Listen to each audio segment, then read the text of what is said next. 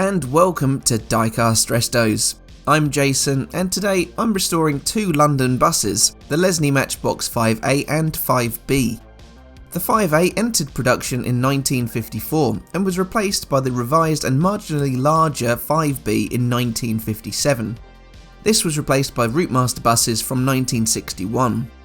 Despite looking very similar, there are some subtle differences between the 5A and 5B. This is a 5A which always came with the by Matchbox series paper labels, while this is a 5B wearing the same advertising recoloured and redesigned as decals. Here's the bus it is based on, a pre-war Leyland Titan, this one a 1936 TD4. The 5A's base is connected to the body by three vertical posts that run down the body between the window pillars. The base has a flat, undetailed grille, while the cab has a roof section. There is a difference between the number of windows the A has to the B. The A crams in 7 upper and 5 lower windows, while the B has 6 upper and 4 lower. The B connects the body and base by a horizontal post just ahead of the rear axle. The base is slightly reinforced as a result of this. The 5A was the fifth toy Lesney released into the new Matchbox 1-75 series. It was a scaled down version of Dinky Toys' double-decker bus from the mid to late 1940s, itself based on a Leyland Titan. Shades of red can vary, but all 5As were painted in the colours of London buses. Gold trim was applied to the flat grille sections. They came with metal wheels on crimped axle ends. The only variations of note were on the rear of the body. The upper window edge was rounded in the first modification, and a lower right recess for a square number plate was then filled in.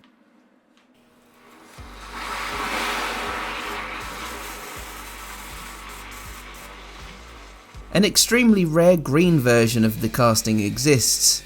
There are likely only 2 examples, but these were used as promotional models in Australia for an Australian bus company.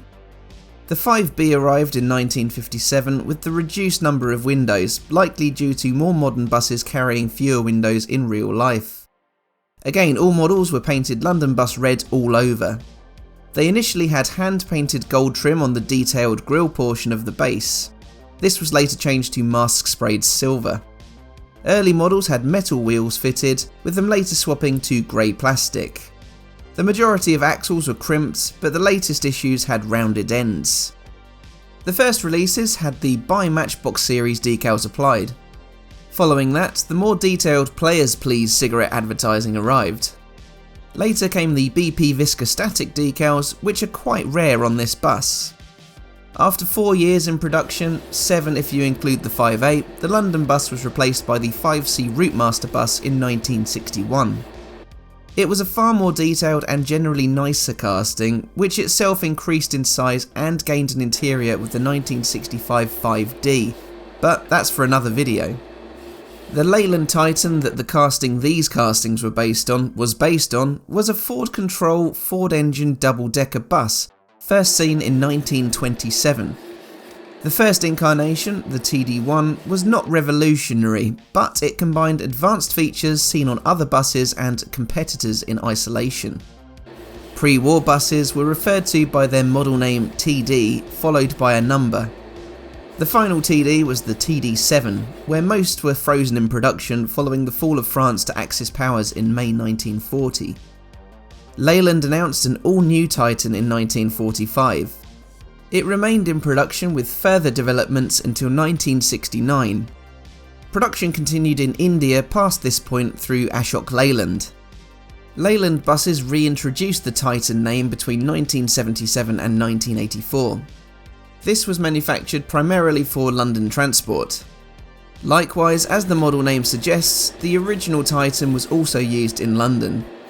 When the London Passenger Transport Board was formed in 1933, it inherited those buses previously used by London's independent operators.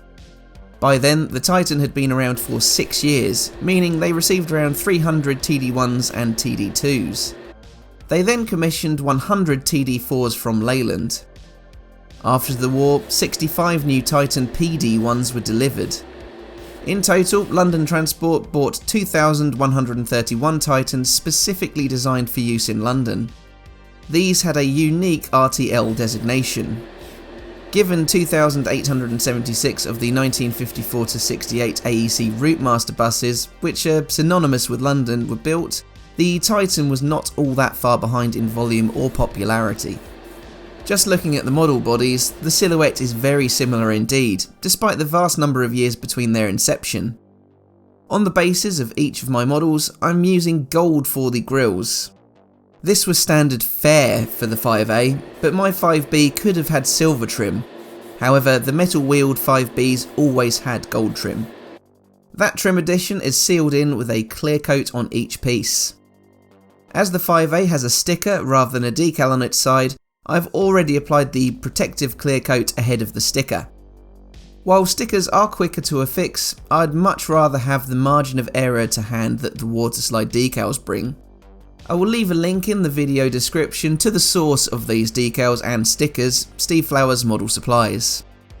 In terms of accuracy, I think the stickers are a fairly good match. Obviously on originals with their paper labels, they have faded over time, so an exact colour match may be a bit off, but the font is accurate. However, on the 5B decals, I think the font and spacing is off. And while the colours are good, the decal is just a bit too thin for it to look like a convincing replica. That aside, all that remains is reassembly with chrome applied to the ends of the recrimped axles.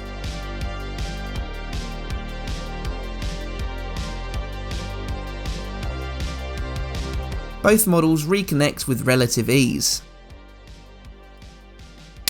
It's just a case of aligning those various retaining posts, be it on the base for the 5A or the sides for the 5B. That scratch was always going to happen, it's easily fixed though.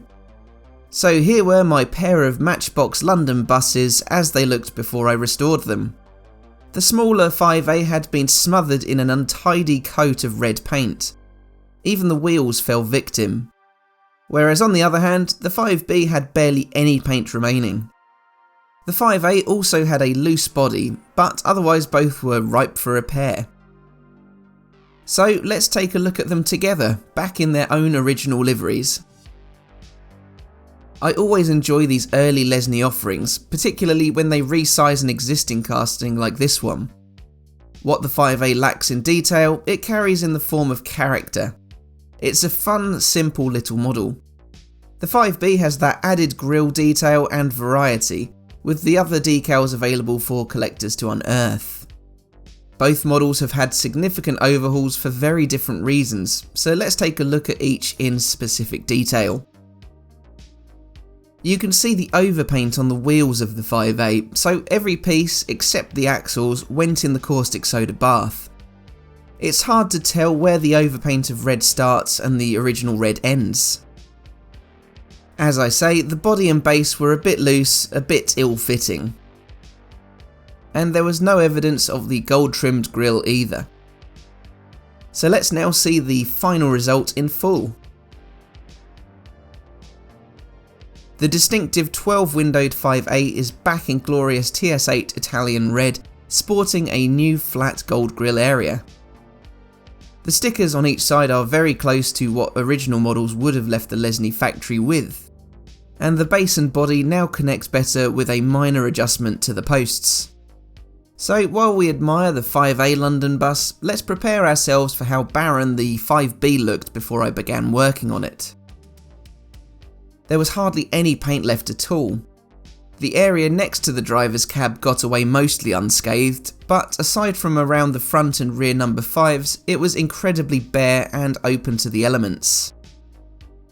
This received much the same treatment as its older sibling, however this one didn't need any treatment to the metal wheels. Just a fresh new coat of paint, a new advertising board, a dab of trim, and it's set to hit the city streets once more. I do love the grille detail on the 5B, but I think I prefer the 5A for its originality. What do you think? Let me know if the character of the 5A wins it for you, or do the improvements of the 5B earn it a place as your favourite? If you like this pair of restos, there is a button specifically for that, thanks YouTube, and do make sure you're subscribed. So all that leaves me to say is thanks for watching, and I'll see you again for the next one. Bye for now.